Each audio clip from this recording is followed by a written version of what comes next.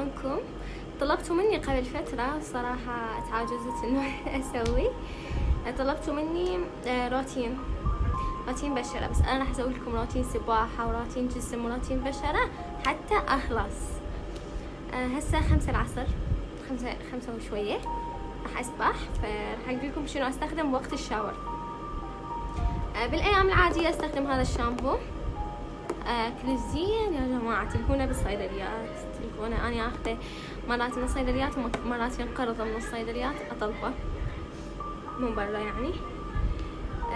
بالأيام اللي مو عادية يعني مخصصة يومين بالأسبوع أستخدم هذا الشامبو نونو وبيه قرنفل، وأستخدم سدر، فهذا مرتين بالأسبوع وقت أيام السدر. وأقشر جسمي بهذا فأقشر جسمي بهذا. أنا هذا هو للبشرة يعني للوجه، وهم نستخدمه غيره هواية، بس أنا ما استخدمهم لبشرتي لأنه كلش خشنين على الوجه. ما أنصحكم بهذا التقشير. إذا تريدون تقشير استخدموا أكريتين، استخدموا تقشير كيميائي بالمراكز، أما هذا لا تحطونه على وجهكم، والله نصيحة. هذا بس للجسم لأن خشن على البشرة الوجه يعني. وكنت استخدم هواية غسولات لوكس وكل شيء، ما حبيتهم لأن عطرهم ما يبقى. استخدم ريحتها تجنن يا جماعة، تخليك كأنك بيبي. استخدم هذه وبس. ورا الشاور اجيلكم واجيلكم شنو التطورات. سوينا شاور لطيف خفيف، لقينا نفر جميل كيوت مسوي لنا ايس كوفي. وهسه راح ابديكم بسوالف الشعر. هاي ورا الشاور. اول شي هذا بديل الزيت، ما استخدم زيت الشعر يا جماعه لاني زهيت، اني يعني بشرتي دهنيه. استخدم هذا بديل الزيت، يكون قوامه بين الكريمي وبين الزيتي. استخدم دس مرطب بس الايديناتي اللي ظاهرين يعني هنا.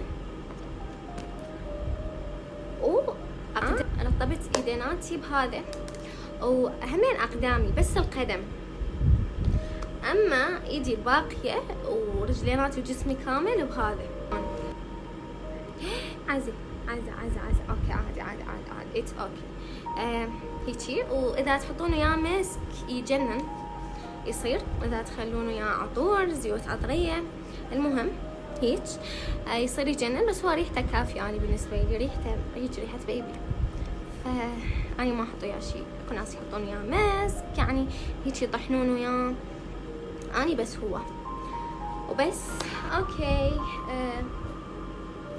العطر الجسم اني استخدم مخمريات، هذولي عندي هواية اطعام وروائح.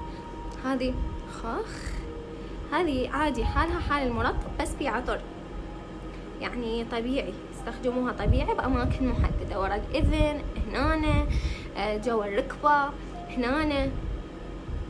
أوكي، هاي الأماكن اللي تبقى بها الريحة يعني.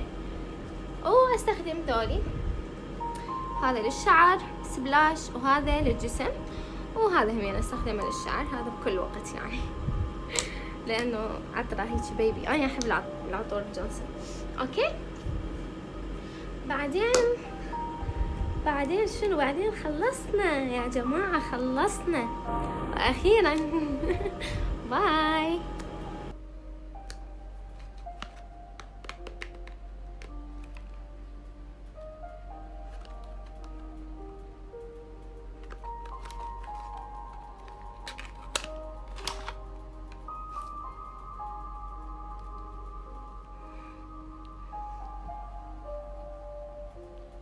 أنا هسه غسلت وجهي بالصابون اللي راويتكم إياها، وهسه لازم أنشفه كلش زين. أنا أنشف بالكلينس، انتو كيفكم، بس هو أحسن شي وأنعم شي على الوجه الكلينس. نشفوه لازم ما تبقى بيه ولا قطرة رطوبة، حتى التونر لازم على بشرة ناشفة. أنا التونر اللي أستخدمه هو أنا مسويته بلبان الذكر، أفضل تونر ممكن تستخدموه. حطيته بهذا البراد وأستخدمه. ضروري التونر يكون على بشرة جافة، ضروري. وتنتظروا تمتص البشرة من 3 دقائق إلى 4، وبعدين التونر ضروري يكون على بشرة جافة. وإذا بشرتكم حساسة لا تمسحون بالكلينس، طبطبوا، خلوا الكلينسة تنقع، يعني تتشرب من التونر، وطبطبوا على بشرتكم بهاي الطريقة. وهسه أنا أستخدم هذا السيرام معالج، هو يعني الطبيب وصفه لي، أخذته من صيدلية بإيران. انتو اللي يرهم بشرتكم، اللي واصفه لكم الطبيب، اللي انتو ماخذينه وزين لبشرتكم استخدموه. اي يعني ورا التونر تستخدموا السيرام. فاني هذا راح استخدمه، واني هذا استخدمه نص ساعة واغسله بنفس الصابونة اللي راويتكم اياها. بعدين اراويكم شنو الخطوات. تمام. اني ما احط الانبولة مالتي السيرام مباشرة على وجهي، لأن خاف أكو حباية أني ما أريدها تنقل المكان ثاني، ف ما أحط الأنبولة، يعني أحط بإيدي وأدلك السيرام. أهم شي السيرام. هسه مثل ما قلت لكم غسلت السيرام، خليته نص ساعة على وجهي وغسلته. هسه راح استخدم هذا الكريم.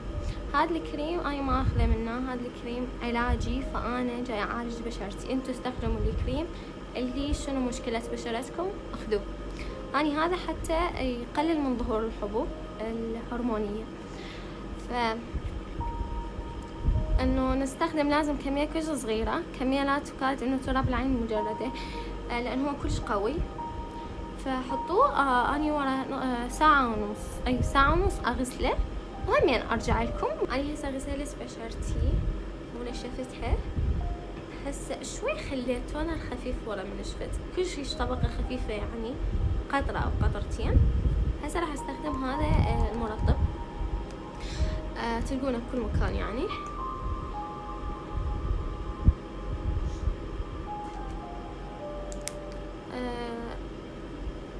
وبس أنام نومة سعيدة، كلش سعيدة. أنا من أسوي الأشياء اللي بشرتي محتاجتها، يا الله ايش قد افرح. هسه تقولوا لي ليش ما تستخدمين غسول؟ يا جماعه انا مستخدمه هواي غسولات، اذا تردون اعددها لكم بالستوريات، والله ماكو شي فادني. فاكتشفت يعني بمرور الزمن انه سالفه الغسول. وذولي استخدمهم ورا السكين كير، مرطب شفه. ونسيت اقول لكم بالشاور هم اني بس شفتي اقشرها بنفس المقشر اللي راويته لكم، وارطبها بهذا الفازلين. وهذه مسكارة حواجب، هذه تنت او بلاشر اخليه على شفتي وعلى وجناتي.